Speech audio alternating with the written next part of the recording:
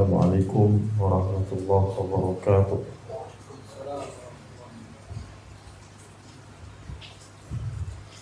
Innal hamdalillah nahmaduhu wa nasta'inuhu wa nastaghfiruh wa na'udzu billahi min shururi anfusina wa min sayyiati a'malina. May yahdihillahu fala mudilla lahu wa may yudlil fala hadiya lahu. Asyhadu an la ilaha illallah wahdahu la syarika lahu wa asyhadu anna Muhammadan abduhu wa rasuluh. Allahumma salli ala Muhammadin wa ala alihi wa ashabihi wa man tabi'ahum bi ihsanin ila yaumiddin wa sallama tasliman katsira, amma ba'd. Segala puji dan syukur marilah sama-sama kita panjatkan atas karunia dan nikmat yang telah diberikan oleh Allah Subhanahu wa taala. Karena dengan kenikmatan yang Allah Subhanahu wa taala berikan kepada kita pada hari ini, Allah Subhanahu wa taala masih memberikan kesempatan, kesehatan, hidayah serta taufik sehingga kita masih bisa berkumpul di salah satu taman-taman surga di dunia, yaitu majelis ilmu. Salawat dan salam senantiasa tercurahkan kepada baginda Nabi kita sallallahu alaihi wasallam, kepada keluarga beliau, sahabat beliau, serta orang-orang yang setia mengikuti tuntunan risalah yang telah dibawa oleh Nabi kita sallallahu alaihi wasallam hingga hari kiamat kelak. Sebagaimana biasanya,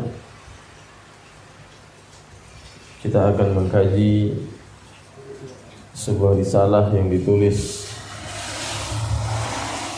oleh Syekh Abdul Razzaq bin Abdul Muhsin Al-Abbad hafizahullah ta'ala,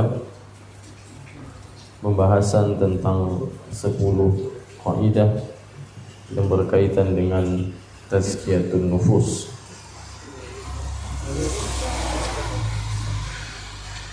Pada sore hari ini insyaallah kita akan melanjutkan kaidah yang kelima setelah pada pertemuan yang lalu kita membahas kaidah yang ketiga dan kaidah yang keempat yang berkaitan dengan konsep penyucian jiwa yang disampaikan oleh beliau hafizahullah.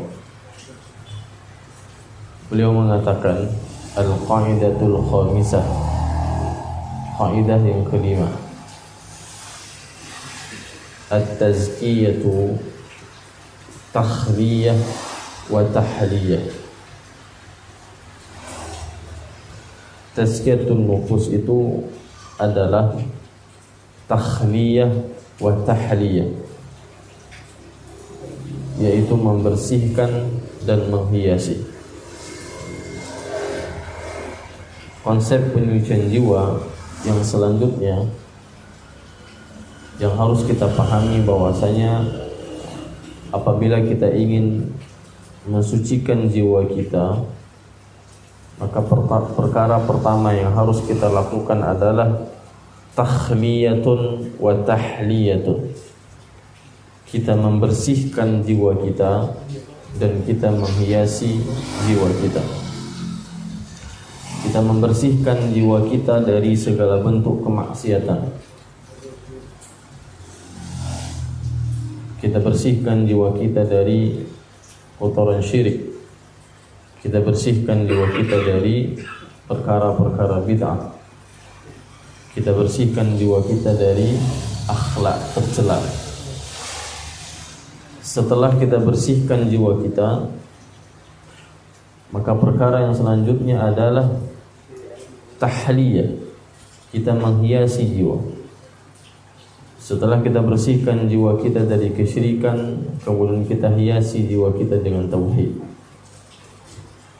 Setelah kita bersihkan jiwa kita dari perkara-perkara bid'ah, maka kita hiasi jiwa kita dengan perkara-perkara sunnah.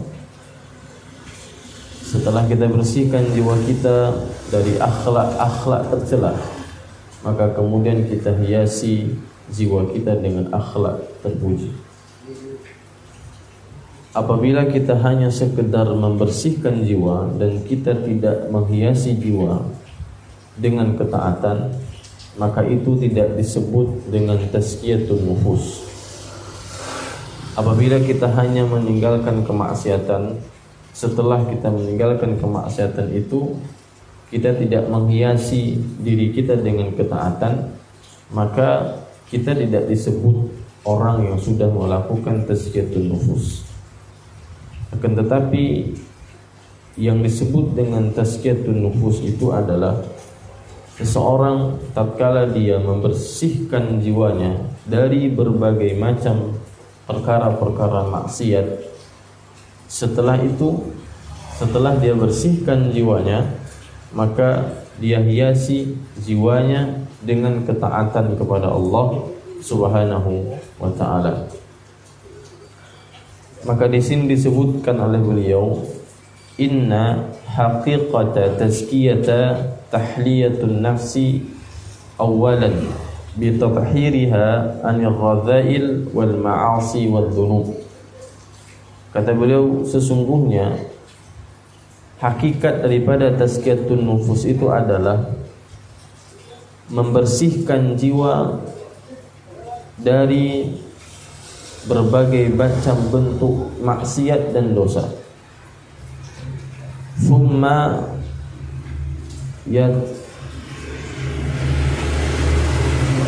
tahaddiyatuha ba'da dhalik bi fi'li at-ta'at wal qurbat.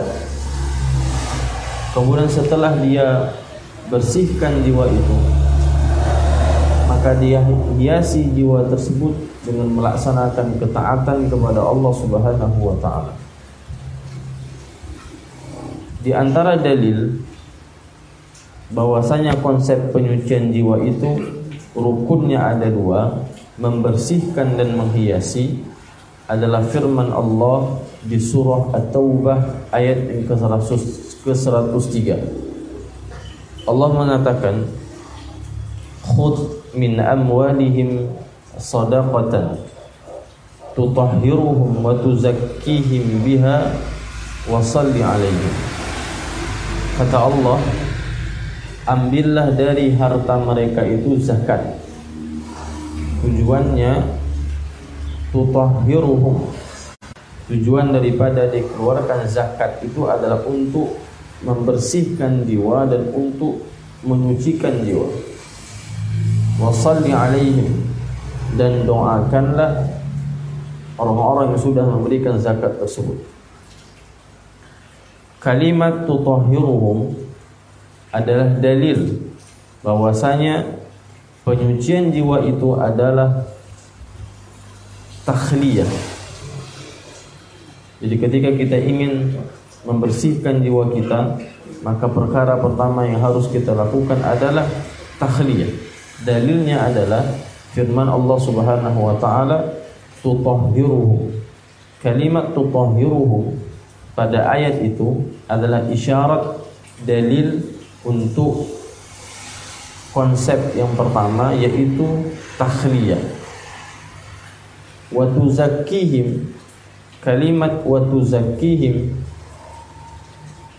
yang artinya mensucikan mereka adalah dalil untuk maqam yang kedua atau rukun yang kedua dari tazkiyatun nufus, yaitu tahliyah.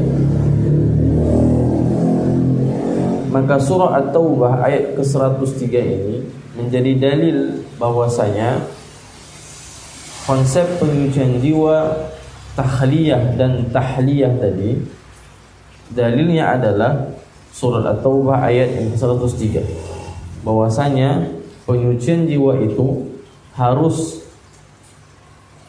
dilakukan dua perkara, yaitu membersihkan jiwa dan setelah itu menghiasi jiwa dengan ketaatan. Fala budda liman arada tazkiyata nafsihi an yukhli'a awalan 'anil dhunubi wal atham. Maka oleh karena itu, barang siapa yang ingin menyucikan jiwanya, maka perkara pertama yang harus dia lakukan adalah melepaskan jiwanya dari belenggu kemaksiatan. Allati tufsidul qalba wa tahjibu anhu nural hidayah wal iman. Karena kemaksiatan itu dapat mematikan hati. Kemaksiatan itu dapat menghalangi seseorang dari cahaya hidayah dan keimanan. Maka oleh karena itu siapa saja yang ingin mensucikan jiwanya, hal yang pertama yang harus dia lakukan adalah melepaskan dirinya dari berbagai macam dosa dan kemaksiatan. Jamaah yang dimuliakan Allah Subhanahu wa taala, kemaksiatan yang kita lakukan itu memiliki dampak buruk pada kehidupan kita. Ibadah yang kita lakukan menjadi sesuatu yang tidak nikmat tatkala kita melakukan ibadah itu disebabkan karena pengaruh dosa dan kemaksiatan yang kita lakukan. Apapun itu, ketika seseorang merasa berat untuk membaca Al-Quranul Karim, dia seberat untuk melaksanakan sholat sunnah, atau merasa berat dengan berbagai macam ketaatan, disebabkan karena pengaruh dosa dan kemaksiatan. Sebagaimana yang disebutkan oleh Imam Ibnu Qayyim rahimahullah, beliau menyebutkan bahwasanya di antara pengaruh buruk daripada dosa dan maksiat adalah menjadikan seseorang itu berat untuk melaksanakan ketaatan dan amal saleh. Jemaah yang dimuliakan Allah Subhanahu wa taala, di dalam Al-Qur'an pada surah Asy-Syarah, Allah Subhanahu wa taala mengatakan, wa wada'na 'anka wizrak, dan kami telah mengangkat beban darimu wahai Rasulullah sallallahu alaihi wasallam. Ayat ini kalau kita baca penjelasan dari para ulama, adalah ayat yang menjelaskan kepada kita tentang keutamaan yang Allah berikan kepada Nabi Muhammad sallallahu alaihi wasallam.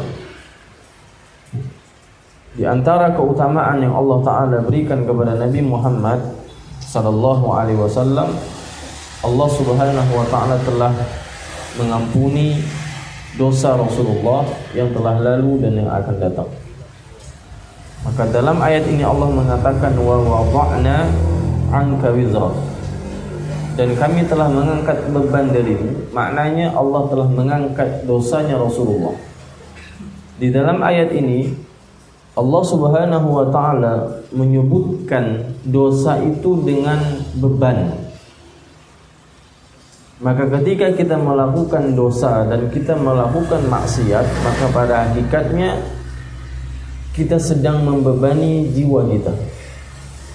Tatkala jiwa kita sedang terbebani dengan sesuatu, maka ketaatan itu menjadi sesuatu yang sangat sulit untuk kita lakukan. Kenapa? Karena kita punya beban.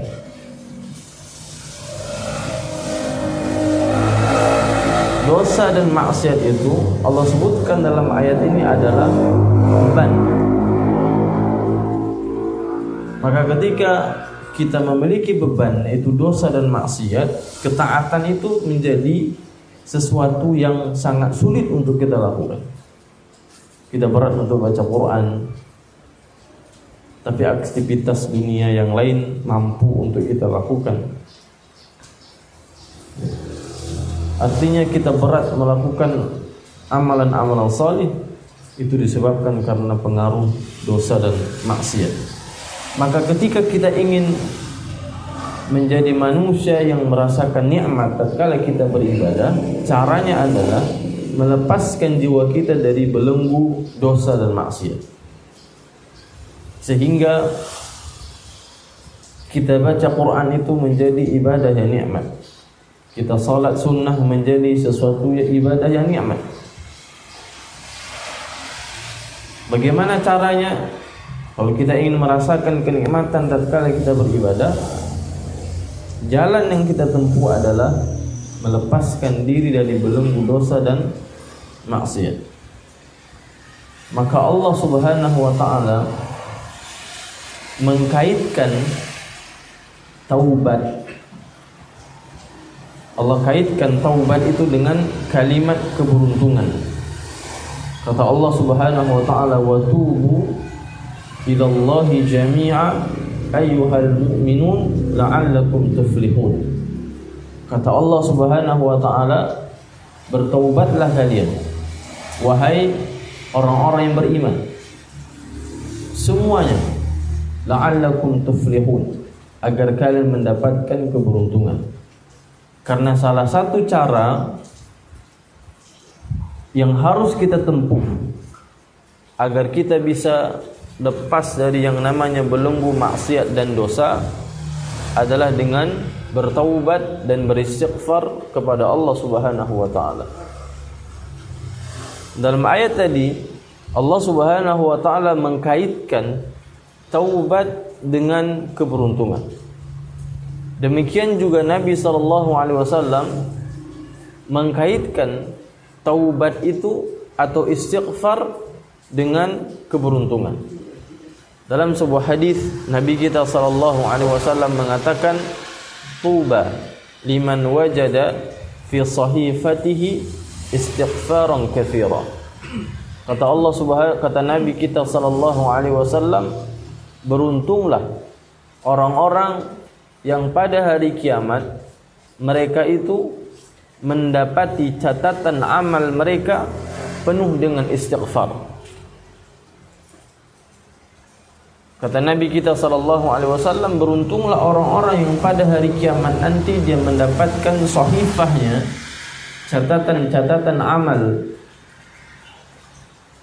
Dia dapati catatan amal itu pada hari kiamat penuh dengan istighfar.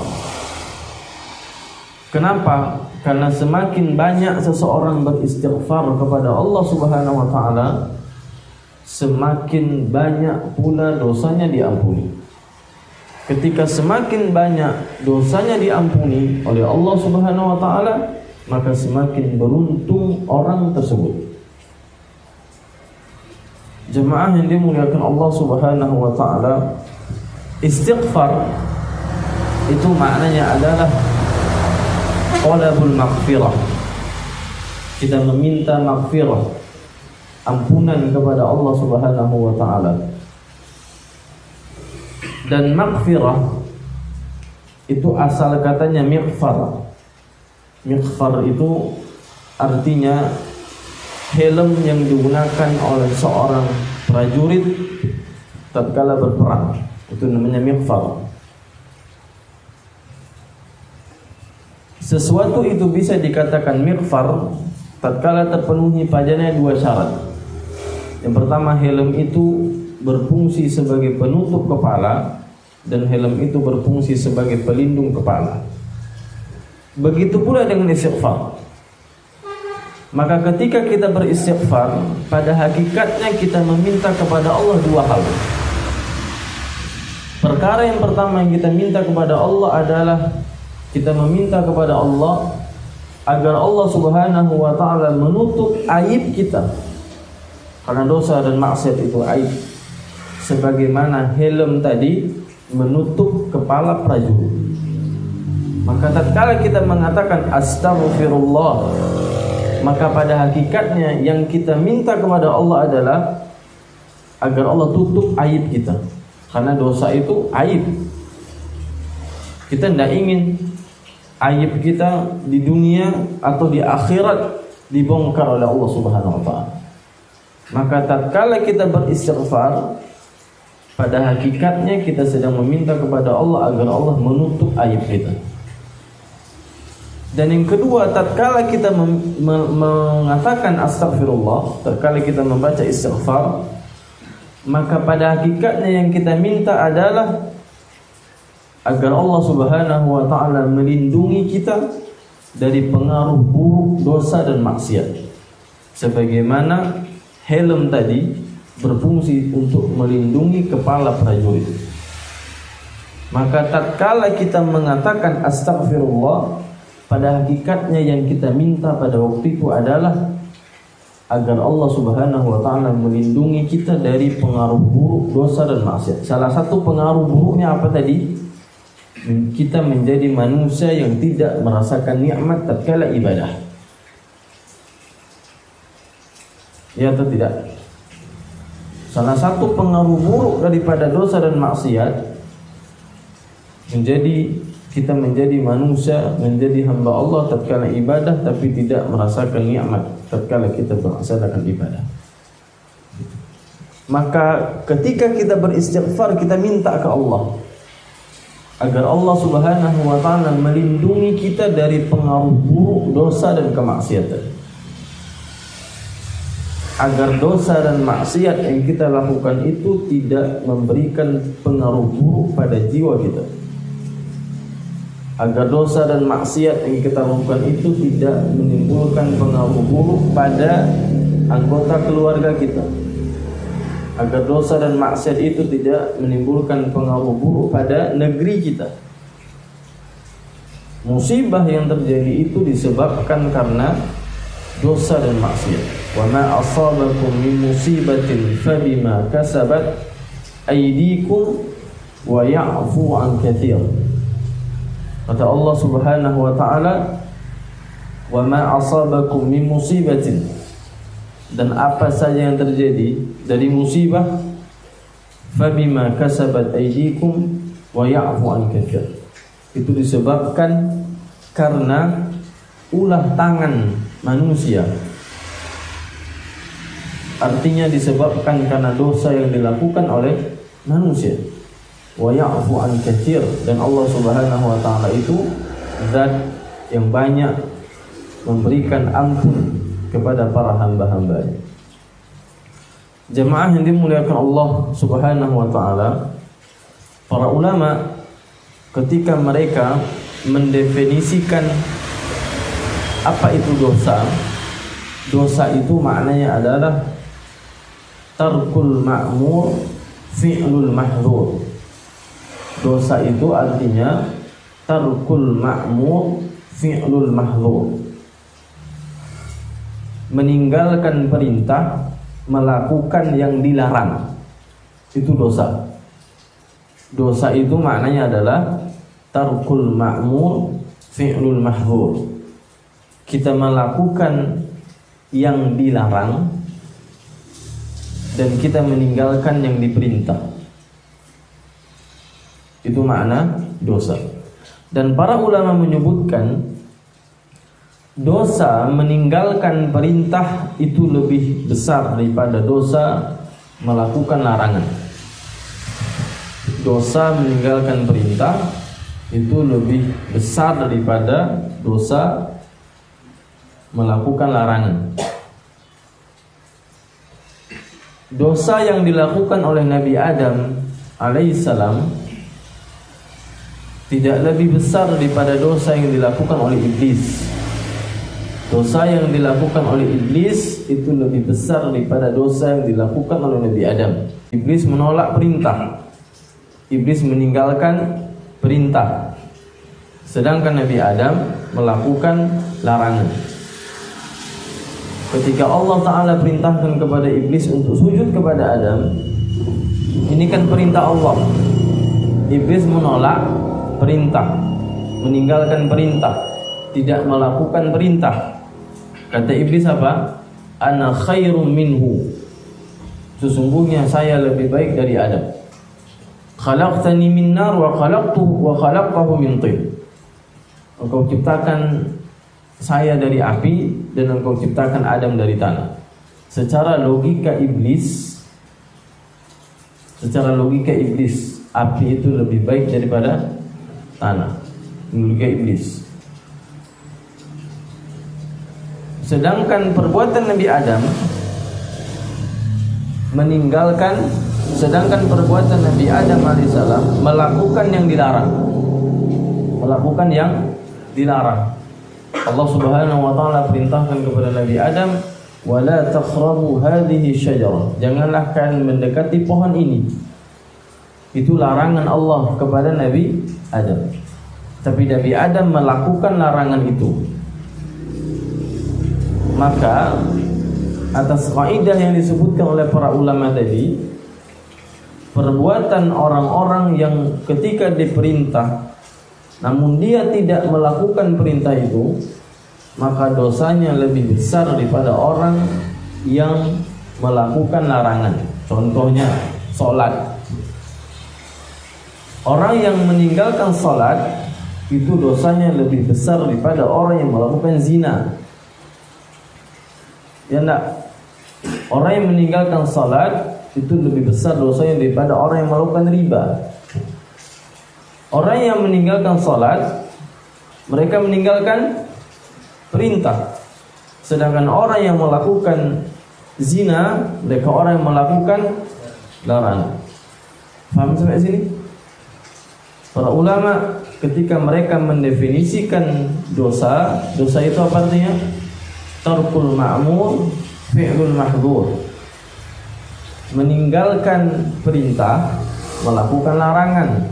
Lalu para ulama menyebutkan orang yang meninggalkan perintah itu lebih besar dosanya daripada orang yang melakukan larangan. Dalilnya kisah Nabi Adam alaihissalam dan iblis. Baik.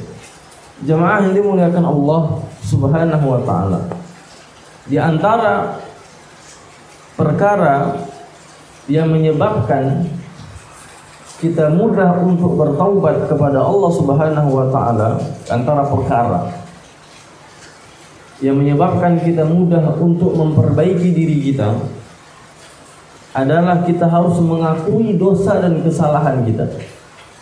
Kita harus jujur pada diri kita. Allah Subhanahu wa taala menyebutkan dalam surah Al-Qiyamah, kata Allah, balil insanu ala nafsihi basirah walau alqa ma'adhira. Manusia itu, kata Allah, orang yang paling tahu tentang keadaan dirinya.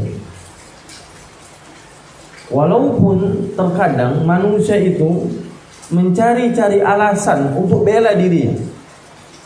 Dia sudah tahu salah, tapi dia mencari-cari berbagai macam alasan agar dia untuk membela diri. Ini sifat buruk manusia. Manusia itu sudah tahu dia ini salah, tapi dia cari-cari berbagai macam alasan untuk membela diri. Kalau ada orang yang demikian, maka dia tidak akan bisa memperbaiki diri. Kunci utama agar kita bisa memperbaiki diri adalah akui terlebih dahulu diri kita salah. Kalau kita tidak mengakui diri kita salah, maka selamanya kita tidak akan bisa memperbaiki diri. Apa kuncinya? Akui dulu kita salah, jujur pada diri kita kalau kita salah. Kejujuran itu bukan hanya di lisan, tapi jujur itu juga harus pada perbuatan. Kalau kita salah, akui kita salah. Sifat mengakui kesalahan itu adalah sifatnya para nabi. Nabi Adam alaihissalam itu pernah buat dosa? Pernah.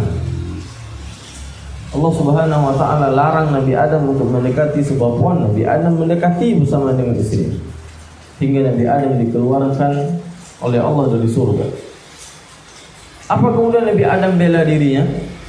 Dan apa doa Nabi Adam? Rabbana zalamna anfusana wa illam taghfir lana wa tarhamna lanakunanna minal khasirin. Wahai Allah, Rabb kami, sesungguhnya kami telah menganiaya diri kami. Seandainya Engkau tidak mengampuni kami, maka niscaya kami termasuk orang-orang yang merugi. Ini pengakuan Nabi Adam bahwa dirinya salah. Sebaliknya ada juga makhluk ketika sudah buat salah, tapi dia benarkan dirinya. Siapa itu? Iblis. Allah perintahkan sujud ke Adam, tapi kata iblis apa? Bukankah saya lebih baik dari Adam? Ini kan dia bela dirinya. Sudah salah, salah tidak melanggar perintah Allah. Salah, sudah salah tapi bela diri. Maka ketika ada orang berbuat kesalahan di mata kita, ini udah salah. Perbuatan yang dilakukan itu salah, tapi dia bela dirinya. Dia bela dirinya bahwasanya perbuatan dia itu benar. Berarti apa bedanya dia dengan?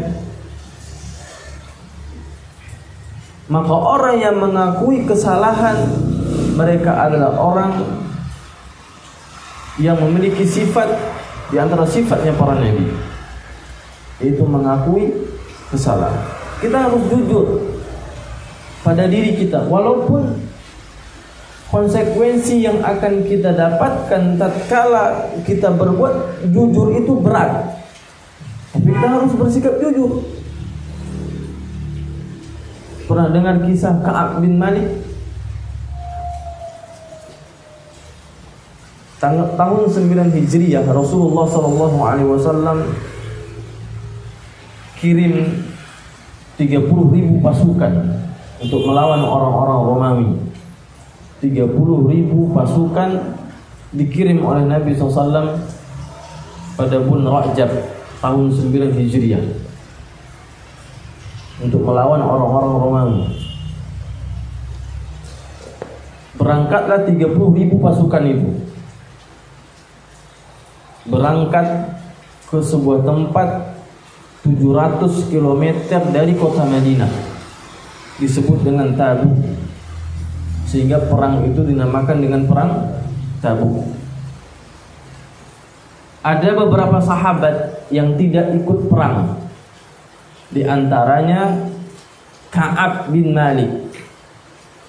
Ka'ab bin Malik ini bukan tidak ikut perang, tapi dia menunda-nunda keberangkatan. Setelah hari pertama 30.000 orang itu berangkat, Ka'ab bin Malik masih menunda-nunda keberangkatan. Hari kedua setelah 30.000 orang yang diutus oleh Nabi SAW itu berangkat, Ka'ab bin Malik masih menunda-nunda keberangkatan. Sampai Nabi SAW pulang dari Tabuk, Ka'ab bin Malik belum berangkat. Akhirnya datanglah Ka'ab bin Malik menjumpai Nabi SAW. Saya sampaikan kisah ini secara makna saja, karena kalau kita baca hadisnya panjang, satu kajian nanti.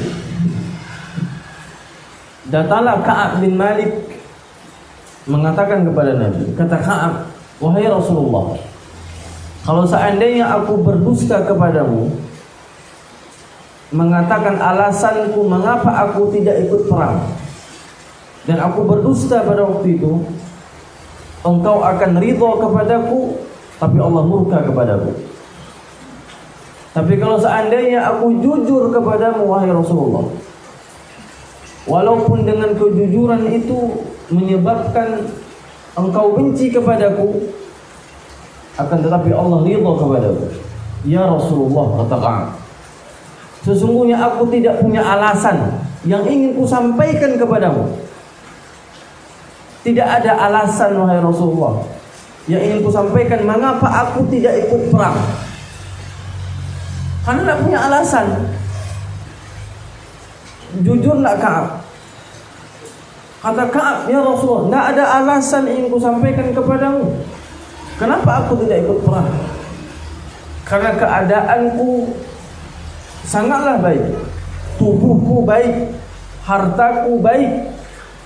Tidak ada alasan, wahai Rasulullah, ingin ku sampaikan kepadamu kenapa aku tidak ikut perang. Ka'ab bin Malik berbeda dengan orang munafik. Orang munafik yang tidak ikut perang, setelah Rasulullah SAW kembali dari Tabuk, mereka jumpai Nabi. Yang namanya orang munafik. Datanglah mereka ke Nabi mengemukakan berbagai macam alasan kenapa mereka tidak ikut perang. Alasan itu mereka sampaikan secara dusta. Tapi Ka'ab tidak demikian. Lalu Nabi mengatakan, "Faqum ya Ka'ab, berdirilah engkau wahai Ka'ab." Kata Rasulullah, sesungguhnya laki-laki ini dia telah berbicara secara jujur.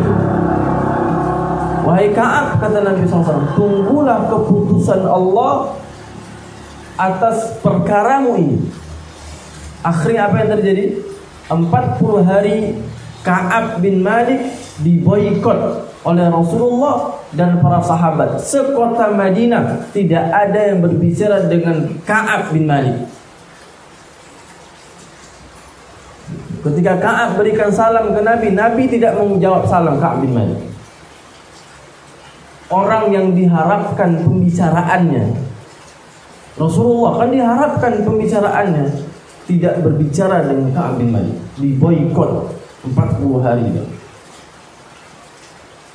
Ada orang misalnya buat kesalahan, sekota tapak tuan tidak ada yang ngomong sama dia. Kayak mana jadinya? Anda pergi ke warung makan, tidak dia dilayani. Ke pajak ikan, tidak dilayani. Kayak mana jadinya? Kayak mana jadinya? Bumi terasa sempit pada waktu itu bagi Ka'ab. Gitu keadaannya. Kita punya kawan misalnya, ini cuma kawan, tidak ngomong-ngomong sama kita 3 hari. Susah enggak? Susah. Sampai kita cari tahu kenapa sih bulan ini nggak ngomong sama saya. Itu masih kawan. Ini sekota Madinah tidak bicara sama Ka'ab. Cukup sampai di situ. Di hari ke-40 Rasulullah perintahkan kepada istrinya Ka'ab bin Malik tidak boleh bicara dengan Ka'ab bin Malik. Tidak boleh bicara. Di hari yang ke-50 di waktu subuh, Rasulullah SAW menyampaikan kabar gembira kepada Ka'ab bin Malik. Allah turunkan ayat di surat At-Taubah, ayat yang ke-117, 118 dan 119. Ayat itu adalah ayat yang diturunkan oleh Allah sebagai kabar gembira bahwasanya Allah menerima taubatnya Ka'ab bin Malik. Siapa yang tidak gembira? Zat yang menerima taubat memberitahu bahwasanya taubatnya Ka'ab diterima olehnya. Ada enggak di antara kita yang turun wahyu dari Allah kasih tahu taubat kamu udah diterima sama Allah? Ada? Ini Ka'ab. Kenapa itu terjadi? Pengaruh dari kejujuran tatkala mengakui kesalahan. Ya. Turun wahyu. Maka di ayat yang ke-119 Allah perintahkan kita untuk bersikap jujur sebagaimana jujurnya para sahabat. Kata Allah Subhanahu wa taala, "Ya ayyuhalladzina amanu taqullaha wa kunu ma'as shadiqin." Kata Allah, wahai orang-orang yang beriman, bertakwalah kalian kepada Allah dan senantiasa kalian bersama dengan orang-orang yang jujur. Kalau kita buka tafsir para ulama ketika mereka mentafsirkan ayat as-shadiqin, di ayat itu tadi, wa kunu ma'as shadiqin, dan senantiasalah kalian bersama dengan orang-orang yang jujur. As-shadiqin di situ ditafsirkan oleh para ulama Rasulullah dan para sahabat. Jadi kita itu diperintahkan untuk memiliki sifat jujur sebagaimana jujurnya Rasulullah dan para sahabat. Di antara bentuk jujur yang harus kita miliki adalah jujur tatkala kita melakukan kesalahan, sehingga kita bisa bertaubat. Kalau kita tidak jujur bahwa kita ini salah, gimana cara kita memperbaiki diri? Nabi SAW menyebutkan dalam sebuah hadis tentang keutamaan jujur. Jadi jujur itu maknanya luas, bukan hanya jujur ketika bicara, enggak. Kita jujur ketika kita berakidah, jujur pada perbuatan kita. Antara bentuk jujur pada perbuatan kita adalah kita jujur mengakui kalau kita salah. Karena kunci utama agar kita bisa memperbaiki diri adalah akui terlebih dahulu kalau kita salah. Setelah itu kita perbaiki diri. Kata Nabi SAW, "Inna sidqa yahdi ilal birr, wa innal birra yahdi ilal jannah wa inna rajula la yasduqu hatta yuktaba 'indallahi siddiqa. Kata Nabi SAW, sesungguhnya kejujuran itu adalah bagian dari kebaikan. Dan kebaikan itu akan mengantarkan seseorang ke surga. Dan tidaklah seseorang senantiasa memiliki sifat jujur, melainkan dicatat orang tersebut di sisi Allah sebagai orang yang jujur.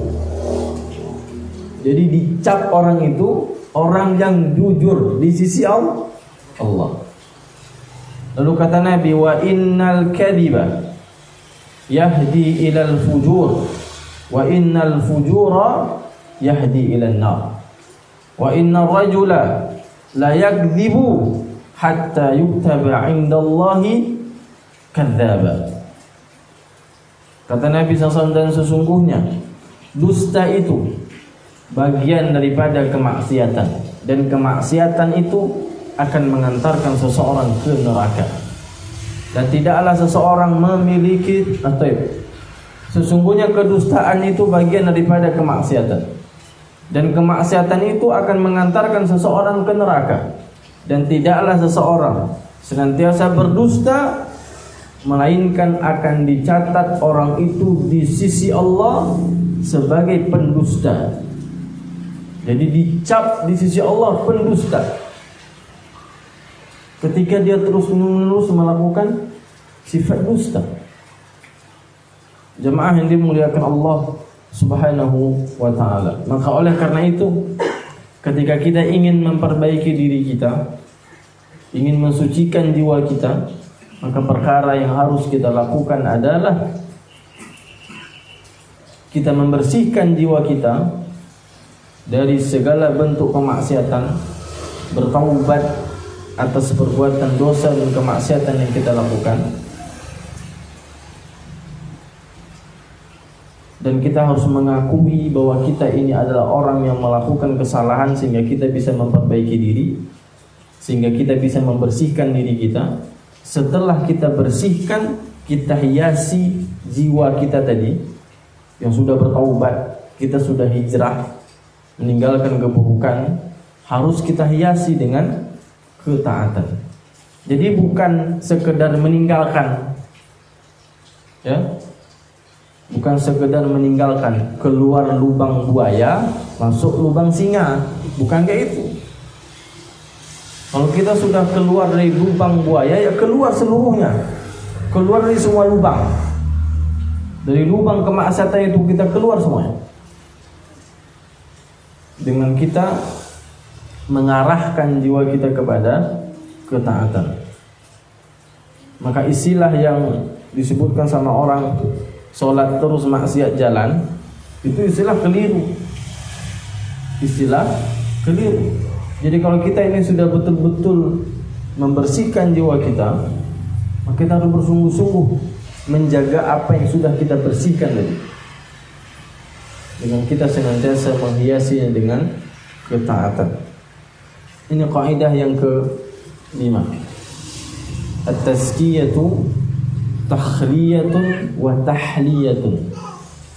Tazkiyatun nufus itu artinya adalah kita membersihkan jiwa kita dan menghiasi jiwa kita. Apa yang dibersihkan? Jiwa. Dari apa dibersihkan? Dari maksiat. Apa yang dihiasi? Jiwa. Dengan apa dihiasi? Dengan ketaatan kepada Allah Subhanahu wa ta'ala. Rasulullah sallallahu alaihi wasallam bersabda di dalam sebuah hadis yang disebutkan oleh penulis di sini, innal 'abda idza akhta'a khati'atan nukitat fi qalbihi nuktatun sauda fa idza huwa naza'a wastaghfara wa taba suqila qalbuhu wa in 'ada zida fiha hatta ta'luwa qalbahu wa huwa arran alladhi dzakara Allahu kalla bal rana 'ala qulubihim ma kanu yakzibun. Kata Nabi SAW, sesungguhnya seorang hamba apabila dia berbuat sebuah kesalahan, maka akan ada titik hitam di hati. Faiza huwa naza'a, apabila dia meninggalkan perbuatan kemaksiatan itu dan dia beristighfar, bertaubat, maka akan hilang titik hitam tersebut. Dan apabila dia kembali melakukan kemaksiatan, maka dititikkan lagi di hatinya itu titik hitam, sampai titik hitam itu memenuhi hatinya.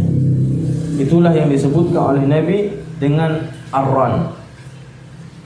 Di surah Al-Mutaffifin, Allah Subhanahu wa taala mengatakan, kallabal rana ala qulubihim ma kanu yaksibun.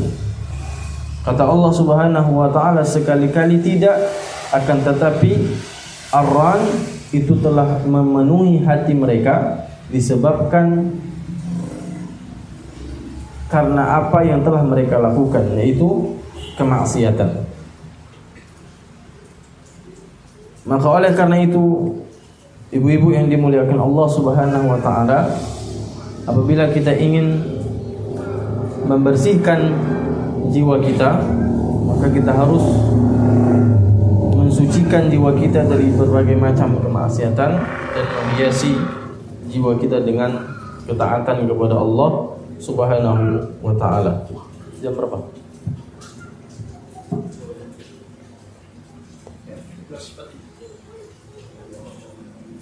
Baik, jemaah yang dimuliakan Allah Subhanahu wa taala, kita lanjutkan kaidah yang selanjutnya.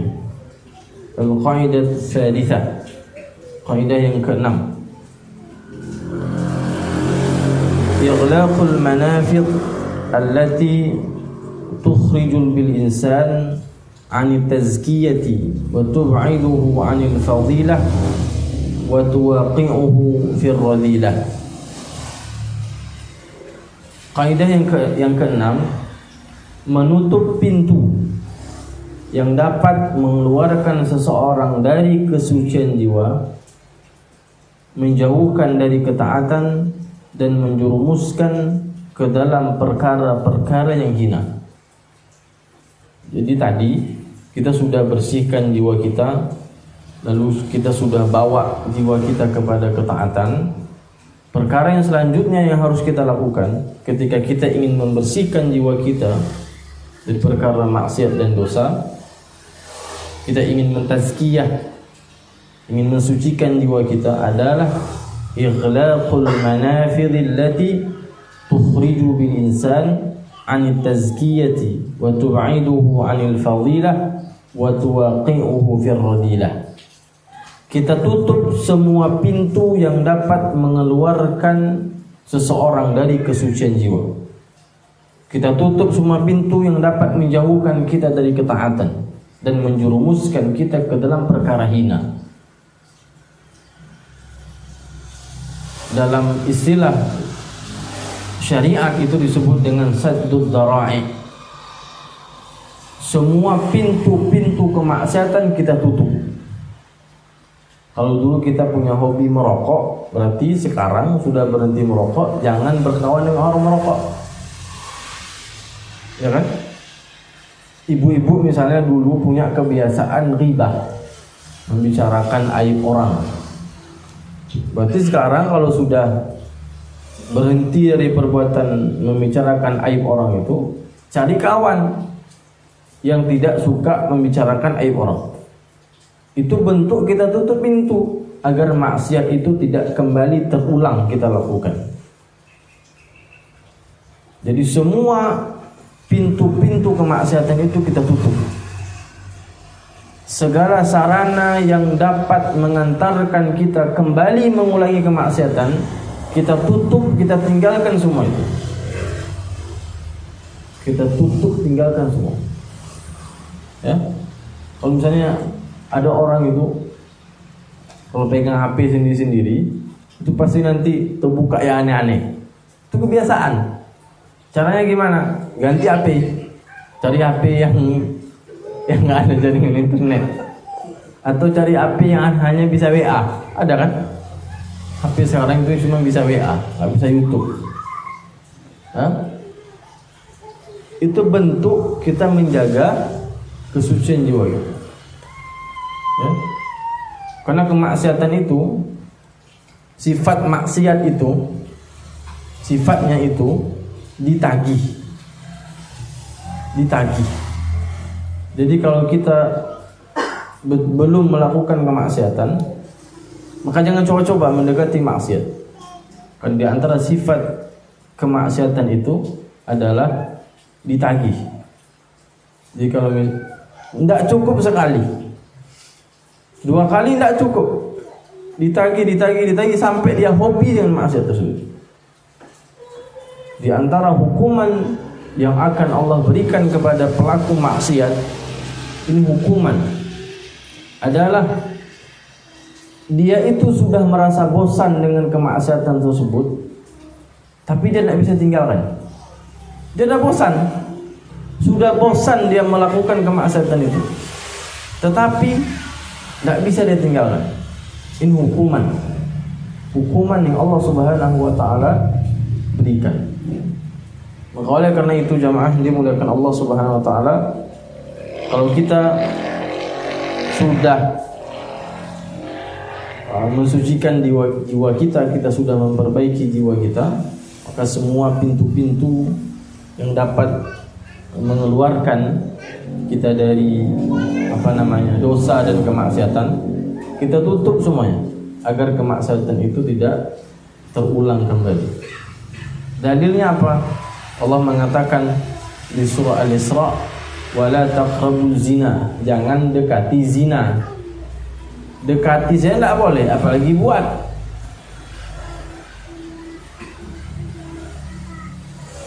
Wala taqul lahuma uffin, mengatakan saja kepada orang tua tidak boleh, apalagi disepak. Ya, jangan salah paham. Kan yang tidak boleh mengatakan sepak boleh.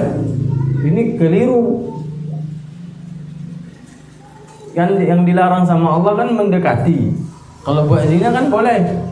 Ini keliru. Ya, itu dalil dari kaidah saddu dzara'i atau saddu dzari'ah. Ya. Jadi antara keutamaan agama Islam. Jadi semua jalan yang dapat mengantarkan kita kepada maksiat ditutup serapat-rapatnya. Kita dilarang wulu kepada orang saleh. Kenapa? Untuk menutup pintu syirik. Kita dilarang berlebih-lebihan terhadap kuburan. Kenapa? Menutup pintu syirik.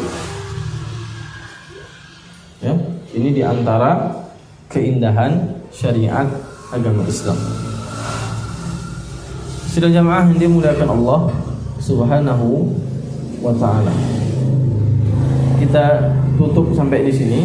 Lebih dan kurang saya mohon maaf. Mungkin akan kita lanjutkan di bulan yang akan datang, masih dengan kaidah yang ke-6. Kita tutup sampai di sini. Subhanakallahumma wa bihamdika, asyhadu an la ilaha illa anta, astaghfiruka wa atubu ilaik. Wassalamualaikum warahmatullahi wabarakatuh.